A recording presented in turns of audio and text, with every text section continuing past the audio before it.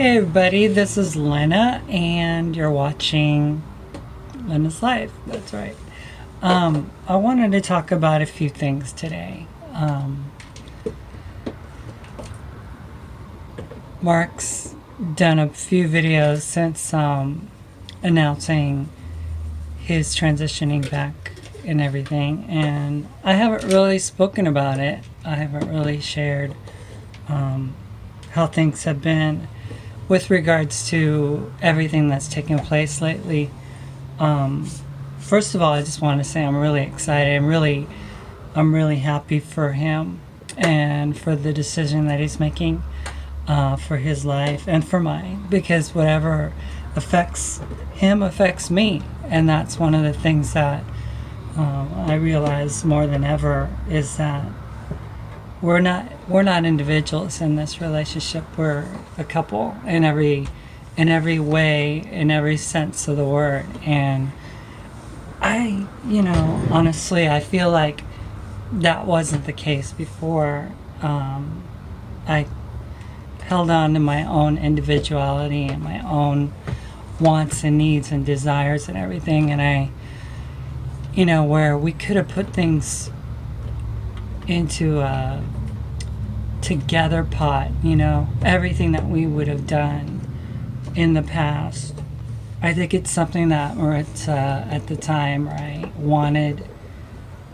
And then now that we have come back together and I accepted Mark for everything, no holds barred. There was no presentation of him that I wouldn't accept. And that really changed everything, because it showed him that I really love him unconditionally. And it wasn't just the Mark part, but all that being said, truth always ends up being revealed, right? So someone's true essence, true nature, true person ends up being revealed in time. And sure, I am elated. I mean, if those would be asking me, are you happy that Mark is back? I would say, well, duh, yeah, I loved being with Mark the whole time that we were together. But the problem was that I wasn't able to give him what he needed entirely, because I was still holding on to things about within me that were really putting a strain on our relationship, because as equals in being able to be together, I don't think I was there. I mean, he was there. Obviously, he was there because he was always looking out for me, always wanting to make sure that I was cared for and taken care of and provided for and everything. But I mean, I was still holding things back. I was still kind of like individualizing things, and I was still like putting things into like this my box and his box kind of thing. And we could have had, for instance, an account together. I could have said, hey Mark, let's open a joint account, let's do things together. But no, it was always like, no, I want to have this for me. And but I think now that we've been together now since July, we got back together. For those of you who haven't been following us lately, everything that's mine is his, and everything that's his is mine. And that's how we roll now. I mean, everything is as it should be in the life of like a couple, truly like a couple, meaning like linked together, like intertwined, interlinked and everything. Coupled, right? When you're coupled, you're together and linked. And that's something that we both experience now. And I know that for me, it was something that I kind of like held on to, that sense of individuality. And, you know, I look at how we respond to each other now when we have disagreements and stuff, and it's not like it used to be. It's very much like I'm very concerned about, how my response affects you, and he in the same way is concerned about how it affects me. So the way we approach our relationship is altogether different, because my number one priority is to make sure that his needs are met, and his number one priority is to make sure that my needs are met. And wow, isn't that the secret to wonderful love, acceptance, compatibility, togetherness, a bond, connection? It is, because when you put your needs behind and you put the needs of your partner, the person that you've decided to couple with, the one that you've decided to be with, then everything else is hinged around your ability to be everything for them that you believe they need, that you want them to have. And in the case of a couple that loves each other and wants to be together, and that means that everything that's important to me is what's important to him. So just because you like a certain thing and you want it a certain way, you realize that the more important thing is to give your person 100% of you, and to take your desires and needs, set them aside, and realize that there's nothing more important in life than the needs of that person. And you know what? Things have a way of reciprocating themselves, because they see you and they want to be the same way towards you. So it works out. It's like this beautiful give and take, but you're never taking. You're always giving. And what's happening is that it's coming back to you. So I'm really excited about where our relationship is. I'm really excited about how we're able to communicate and be able to bring out the best in each other.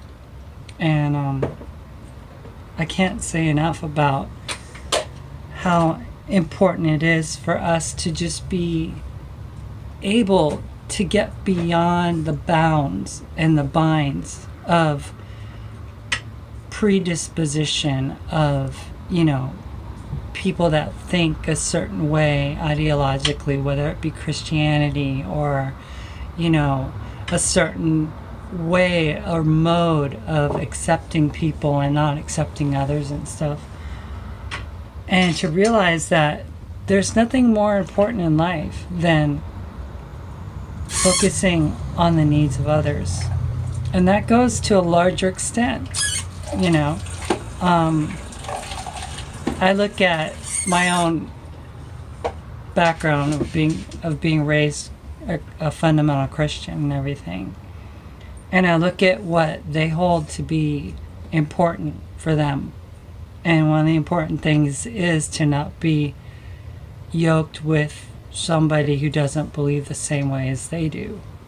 And they go so far as to estrange themselves from their families and from those that decide to think differently or feel a different way about themselves, whether it be their gender expression or their sexuality or their desire for, what their politics are, or how their theological beliefs are set up, there's no leeway in that belief system. And I just find it really incredibly sad that unconditional love can't really be unconditional in the case of Christianity. But putting all that aside, I just wanted to say that those things that hold us back are the things that we think are so important, but at the end of the day, it's not. It's really not.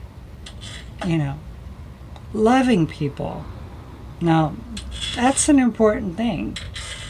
That's a good thing, to be loving towards other human beings and to accept people where they are. And getting back to Mark, that's what I was struggling with throughout the time that we were together, is that I wanted the part that I wanted to accept, but I didn't want the part that I didn't want to accept. But see, when you accept it all, right? When you accept everything about a person,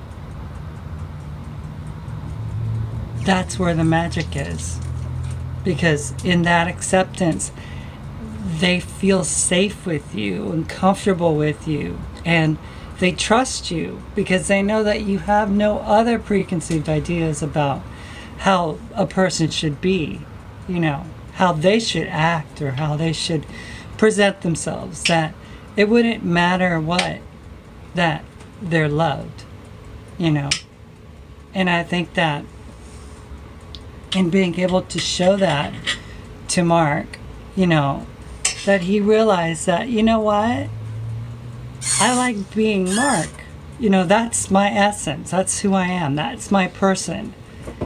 I've always been, comfortable there in that place.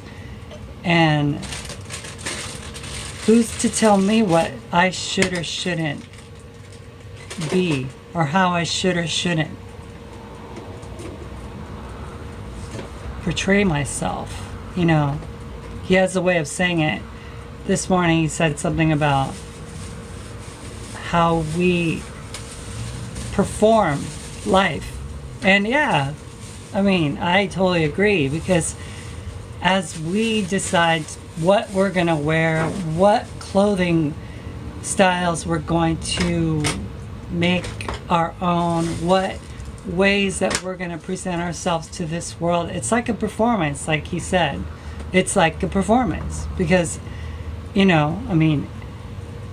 good actor, movie, they have a scene and they have to fit whatever it is that their scene requires and what the movie dictates and everything. And your life is a movie. Your life is a series of acts, right?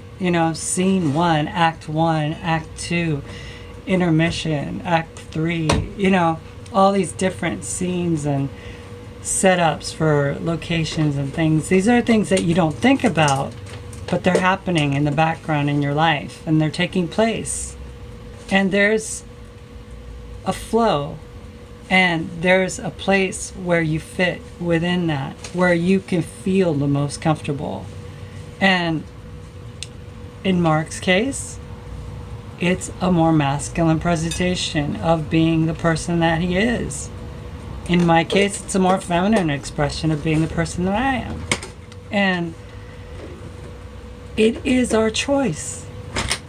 And that's the important thing for people to understand, is that given the choice, we choose. We make the rules.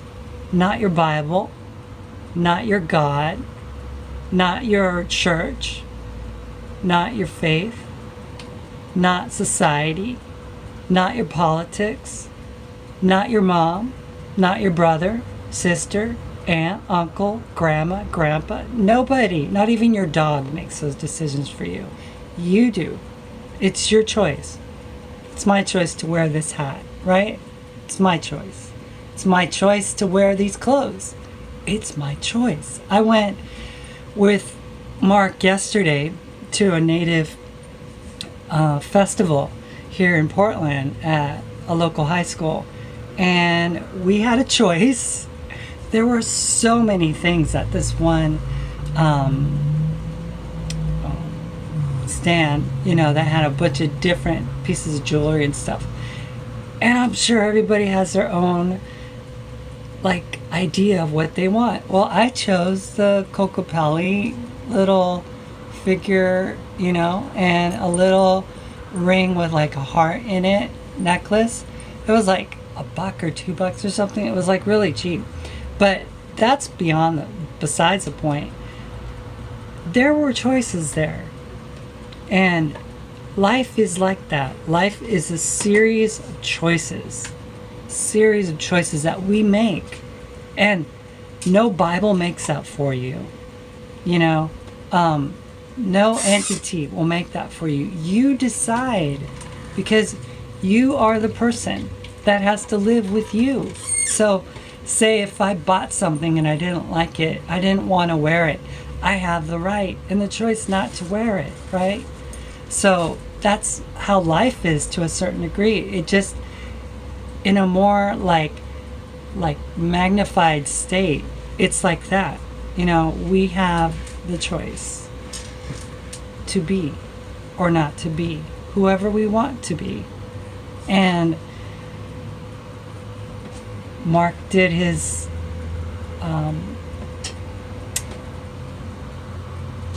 things that went on this year when we broke up. Those things happened for a reason, and possibly maybe they wouldn't have happened had I been able to show him unconditional love earlier. Perhaps maybe certain things wouldn't have transpired. Maybe we wouldn't have gotten divorced and everything. But looking back at all that, realizing that all of it took place and we grew, and the distance apart, even though we were at each other and stuff for a time, there was still this interest in each other, wanting to know what the other one was doing, wanting to know what the other one was looking like and what they were saying, and and we couldn't stay away from each other. Didn't matter whether we said we didn't like each other or whether we did. We were still invested in each other. And I remember when he said that he was going to go to Florida and that his mom was sick and everything. I sent him an email and I said, I'm praying for your, because I was still in this faith mode at the time. I'm praying for your mom that she gets better, because I am concerned about the things that concern him. So that was something that I really you look back at and you go, wow, you still cared, even though you were still not in the greatest place with each other. But it was I was still interested in knowing what was up and everything. And that's the cool thing, we have this amazing relationship now. I would say it's almost, even the word magical can be used, not almost, it is, it's magical. We went to go see Aladdin, and this was before Mark transitioned back and everything, but I was so happy to be with the person, and I watched the movie and I could just see that I was with my person, you know, and I just, you know, I looked at him and he's like, I'm so sorry I can't give you that, you know, and I'm like, it's okay. I love you. Regardless. Doesn't matter, you know. And then, you know, a couple weeks ago, week and a half, I don't know, just came to this understanding that he just wanted to be, you know, just be. And said that he was going to go back to being Mark. And for a moment there, he was thinking, contemplating about another name or something. And then I was like, whatever you want, you know, whatever makes you feel comfortable with you is what I want for you, you know. So in that comfort, in that ability to just be at peace knowing that his girlfriend would want whatever he wants for himself, it was just such a sense of freedom, right? There's so much like expressive freeness to just be. And so he's like, you know what? I just want to go back to being me. And I was like, okay, babe, whatever you want. And it wasn't like all of a sudden. It was like for a second there, it was like, be more androgynous, you know, just want to, you know. And then it was at the gym where we're at Planet Fitness, where we're working out these days, and he's looking around, and I'm noticing that he's looking at some guys with beards and stuff, or you know, their physical bodies are, you know, showing more muscle than he is these days. And I just said, I'm just curious, just want to know, what do you think, if I'm right or wrong? But I feel like you want to present more masculine at times, and then if you wanted to go more feminine, you know. And instantly he was just like, you know, uncomfortable, you know, because I kind of like, I guess I pushed a little hard, I guess, I don't know, but I was just being honest, you know, because I want what's best for him. I want him to be happy.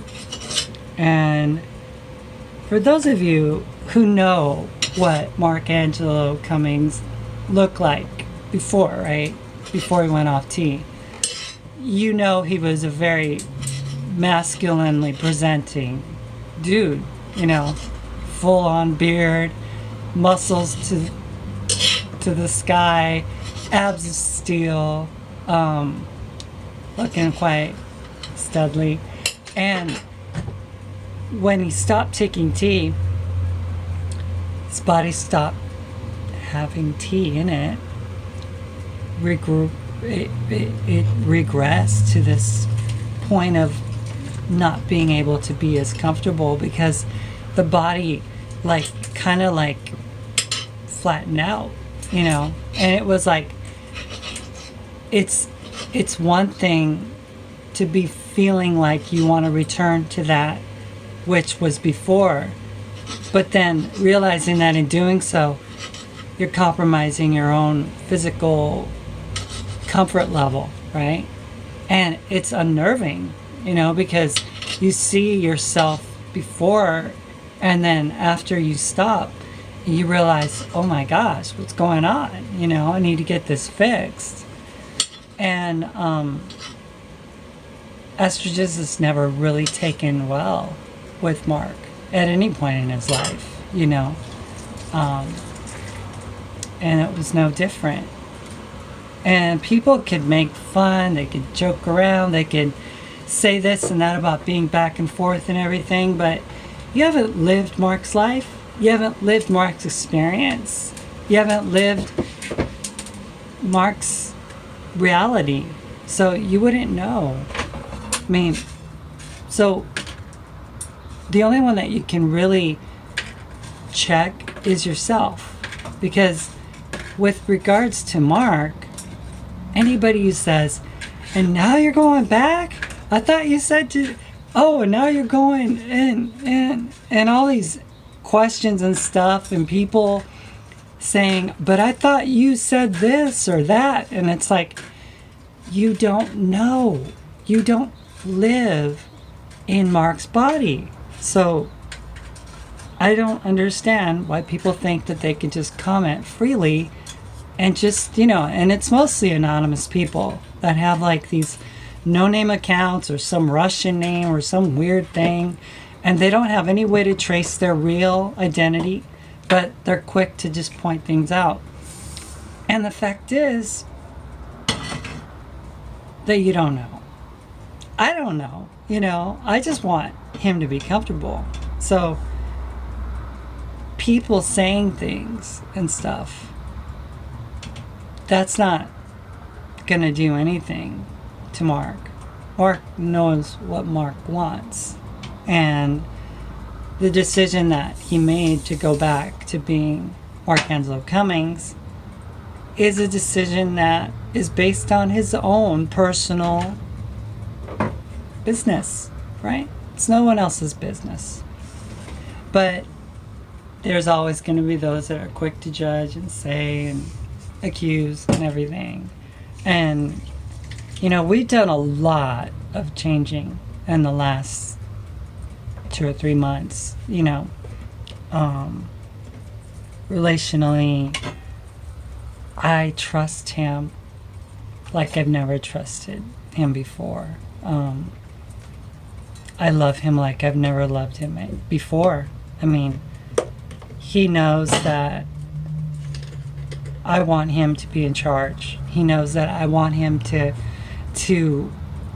be the leader in our family. And we have a family. We're a family. In the next, month or so, we're going to get remarried. I'm engaged again, so we're going to get remarried. And it's not going to be some fancy schmancy type ceremony. We had 2, right? And we even danced in one of them. And but the vows are going to be special, because knowing how I feel about him and how he feels about me, I know it's going to be another special moment.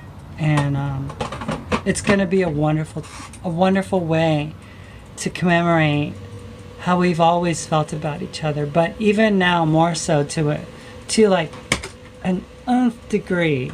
I just absolutely love Markangelo Cummings, and I'm just super excited to see what's on the horizon. I mean, he is making huge plans on what he wants, for himself. There's so much of him that is so like focused on others. He's been taking care of me ever since. He's taking care of me now. I messed my body up when we broke up and everything. I thought I could just do whatever I wanted to do physically, like eating and stuff, and paid for it because I gained like 25 pounds or something. And we're on this Operation Mini-Me, Operation Hulk, So the plan is to drop in weight for me, and the plan is for him to bulk up and everything. He's going to be going back on T, and he's going to, do it responsibly. But I just, I'm just super excited. He has always wanted to have a head of hair again, and, didn't expect everything to take place when it did. back when he first transitioned, no one ever said anything to him about it. But he's super excited, and there's this new, way that they do like a hair system for men and stuff like that, and it's great. It looks amazing. I can't believe that more people aren't doing it. But we're going to be showing you guys from like the very beginning, like going there when we're researching, talking about it, all the ins and outs of it and everything. And, we're going to be able to share with you his transformation, from the ground up, because it's amazing what takes place when, this guy starts taking on the tea and everything. It's like boy to man in like 3 months or something. It's really insane, but it's really cool too, because I know those of you have seen what he, if anyone's a chameleon in a good way, it's my mark. It's my marky. So I'm really looking forward to everything that is going to be taking place. We're gonna we've gone back to being vegan, and actually we've gone back to going on 1 meal a day. We don't do the 1 o'clock meal anymore. We do more like a 4 o'clock, and we have a coffee in the morning, and then we have our main meal in the evening, and alternate between like greens and soy products and things like that. And another day we'll do oatmeal and protein powder and that kind of thing with fruits and all that. So it's really exciting, because before I used to get really hungry after like around 5 or 6 o'clock, and I think we were both hungry, but we wouldn't really say anything because it's like, oh, we want it to work. And we were eating way too much. I don't know if those of you saw some of the stuff that we were doing in the past, but we were doing these big, huge bowls of like salad and fruit and everything else. And then we'd get like a big oatmeal as well. And it was like way too much food. So miraculously, I maintained, during that time, but I didn't lose anything, and I didn't really feel like I gained much in being able to feel healthier and stuff. But this time we're doing it, and we're doing more with less, and I think that's the key, is to wean ourselves off that American mentality that we have to like gorge ourselves, even if we're just going to have one meal. But if we're going to have one meal, that it would be nutrient rich, that it would be it would be worth it, right? Whatever we did to eat, whatever we put on our plate, it was worth it for our body, because at the end of the day, anything you eat is causing you to age, because just eating ages you, right? So whatever you do eat, making sure that it's worth putting into your body is like an important thing. So we've got so many things coming along. We've got plans, we've got all these things that we've been able to work through in our relationship that's in the past, like family stuff in the past, money stuff in the past. I mean, mine, yours, in the past. Any kind of trust issues in the past. All these things are in the past.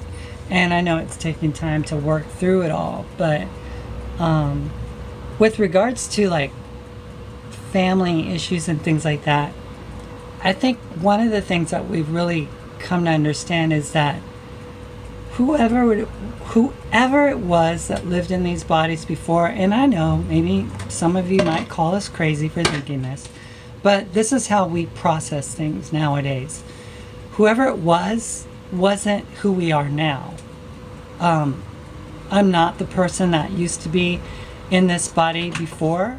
It's like that person up left and is somewhere else. I don't know.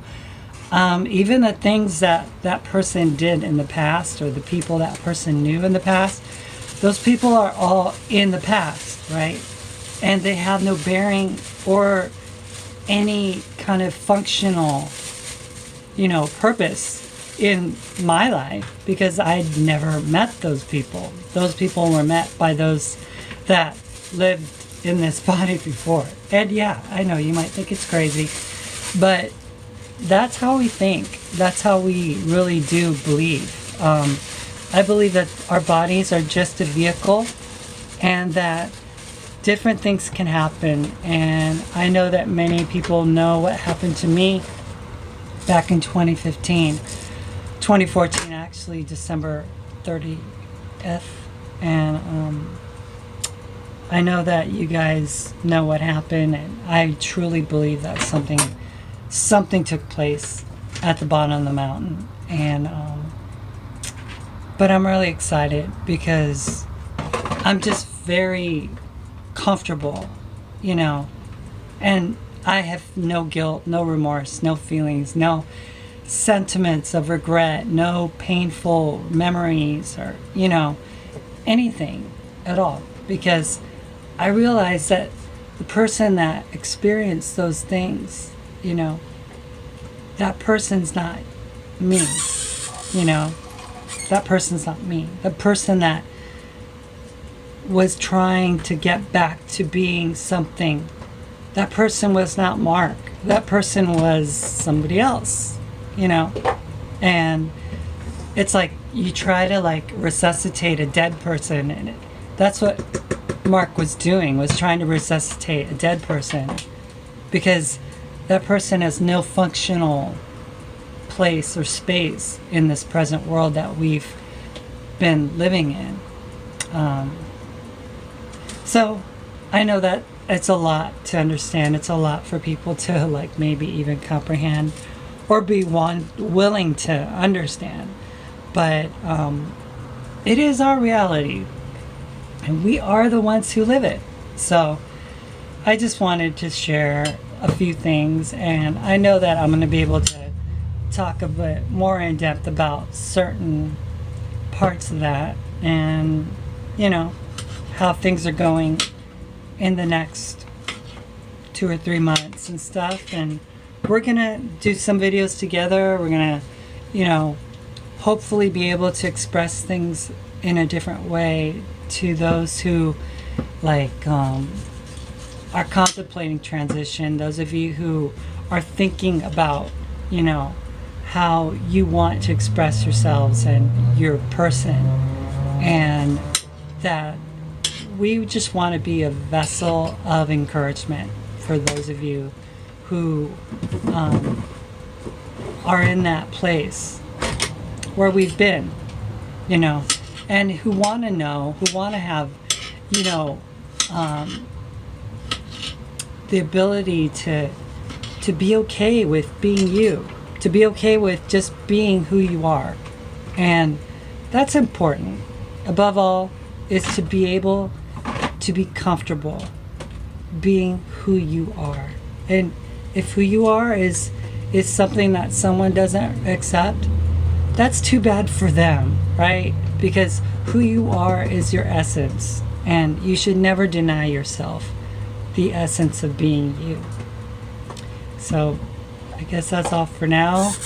I will talk to you guys at a later time, but thank you so much for listening, and I hope that we can be able to open up conversations with regards to these things, and that we could all just be able to be more open with each other. All the things that we would ever want to be able to share with each other, and to help each other along in this life, and to encourage each other, and not to tear each other down, but to serve as people who can really love one another. Because that's, at the end of the day, that's the most important thing. Who did you love? How are you able to express that love? How are you able to give yourself away to others in a way that would make a positive impact on their life, and that would be able to like plant a seed of good in someone else's life. That's what life is all about, planting seeds of love inside others. So if you could do that, then you're doing a good thing. And we're all capable. We're all capable of doing the other too, obviously, but we are capable of doing this, which is our most noblest expression. All right, you guys. See you guys later. Thank you for listening, and bye for now.